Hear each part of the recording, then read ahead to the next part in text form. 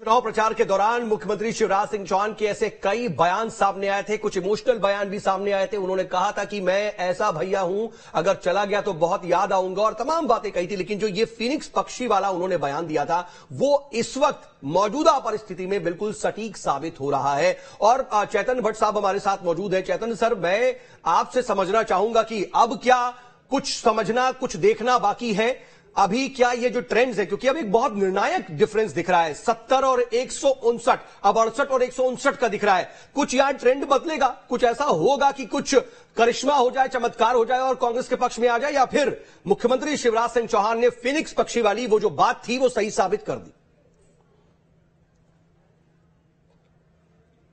मुझे नहीं लगता कि इसमें कोई बहुत ज्यादा फर्क आएगा, लेकिन अब डबल से भी ज्यादा हो गया है। पहले तो 75 और 151 की बात चल रही थी, लेकिन अब तो 69, 68 पे आ गई और 160 तक पहुंच रही है भारतीय जनता पार्टी। जहां तक शिवराज सिंह चौहान जी का सवाल है, मुझे लगता है कि उनके बराबर लोकप्रिय नेता मध्य प्रदेश में कोई भी भारतीय जनता पार्टी का नेता नहीं है।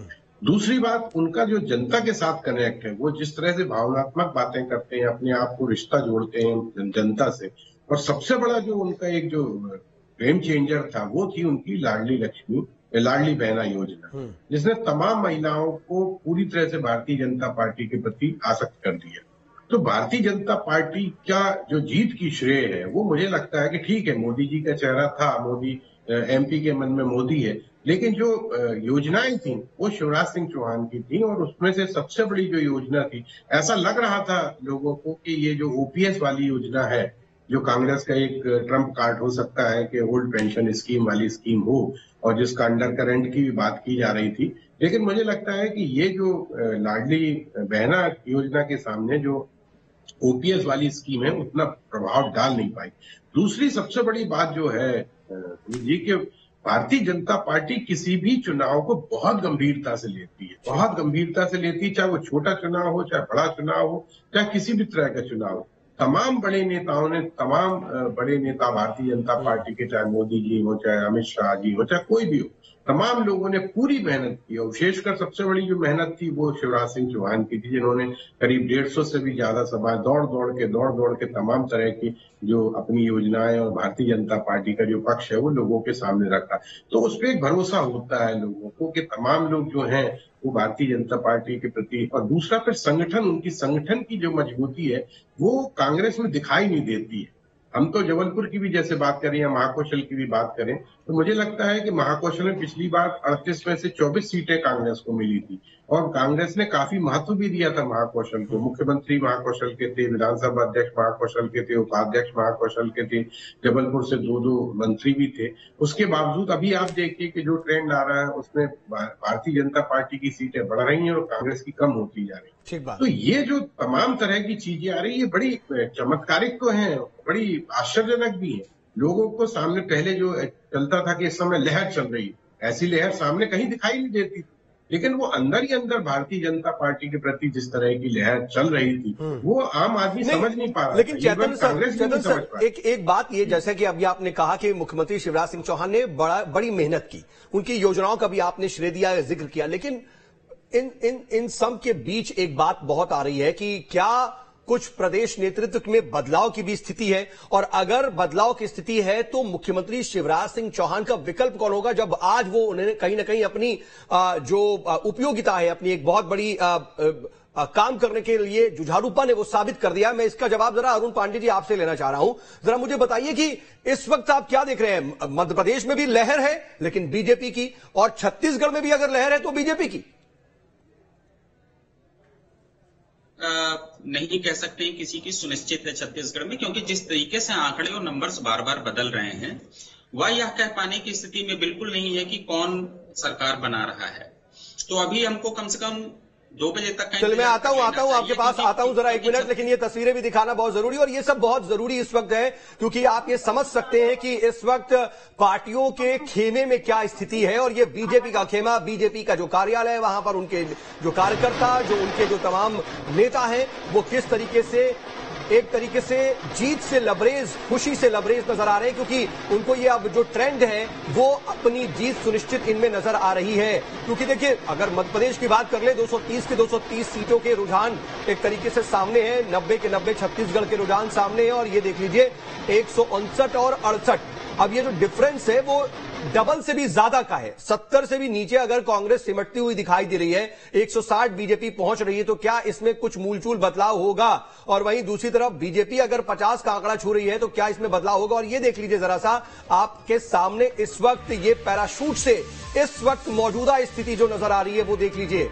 230 में से 68 इस वक्त कांग्रेस के पास और 230 में से अदर्स के पास सिर्फ एक, और अगर हम बात कर ले बीजेपी की तो 159 का आंकड़ा। ये स्थिति देख लीजिए, बीजेपी 159, कांग्रेस 68 और अदर्स 1। 230 में से 228 का ये आंकड़ा है। अभी 2 और सीटों का आंकड़ा आना बाकी है, लेकिन छत्तीसगढ़ का रण जरा आप देख लीजिए। ये ड्रोन से आती हुई तस्वीरें इस वक्त आपके सामने। छत्तीसगढ़ में तो बहुत बड़ा डिफरेंस और चौंकाने वाली स्थिति इसलिए ये क्योंकि 50 का आंकड़ा छूने की बात कांग्रेस कर रही थी, लेकिन ये आंकड़ा बीजेपी छू रही है। और कई लोग जो विशेषज्ञ थे, जो राजनीति के माहिर जानकार थे, वो ये बात कह रहे थे कि छत्तीसगढ़ में कुछ चौंकाने वाली स्थिति हो सकती है।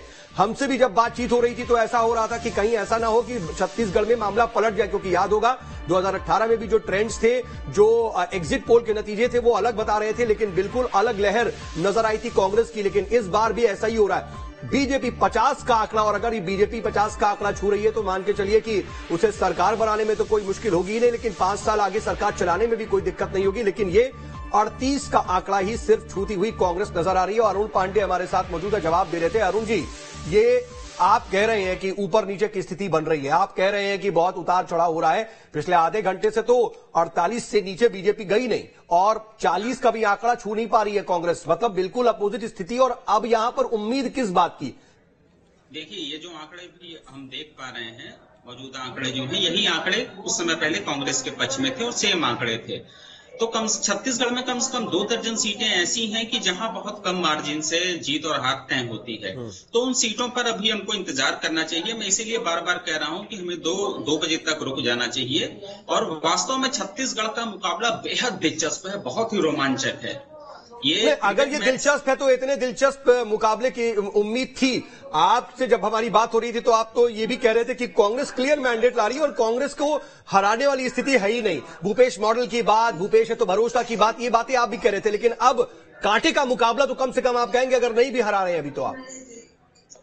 देखिए, उस वक्त जो हमें दिख रहा था वो बात हम पूरी ईमानदारी से कह रहे थे, और इस वक्त भी हम यह बात पूरी ईमानदारी से कह रहे हैं कि आप थोड़ा देर रुक जाइए, इसके बाद आपको तस्वीरों में थोड़ा बहुत बदलाव दिखेगा, है ना। लेकिन अभी आप बिल्कुल, ये रुझान है, अभी ये रुझान है। मैंने आपसे कहा कि कम से कम 2 दर्जन सीटें ऐसी हैं छत्तीसगढ़ की जहां पर बहुत कम अंतर से आपको कितना लग रहा है, क्या लग रहा है, कितना समय और इंतजार कर लेना चाहिए? मतलब आप कब इसको निर्णायक मानने लगेंगे कि अब ये टैली बहुत ज्यादा चेंज नहीं होगी? कितनी देर बाद?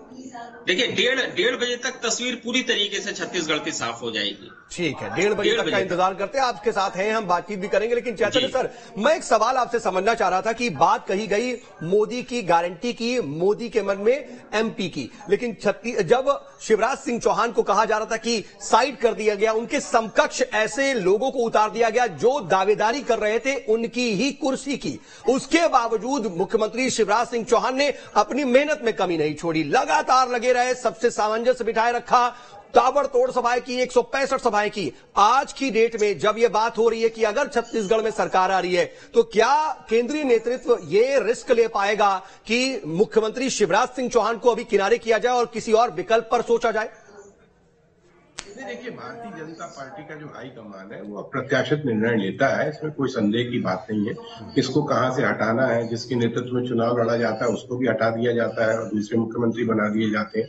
तो ये कहना बड़ा मुश्किल है कि हाईकमान के मन में क्या है। लेकिन मुझे लगता है कि जिस तरह से ये तमाम बातों के बावजूद शिवराज सिंह चौहान ने अपना धैर्य नहीं खोया और लगातार पार्टी को जिताने के प्रयास में वो लगे रहे, तो उनको हटाना मेरे ख्याल से, तो मेरा जो व्यक्तिगत मत है वो भारतीय जनता पार्टी के लिए सही साबित नहीं होगा।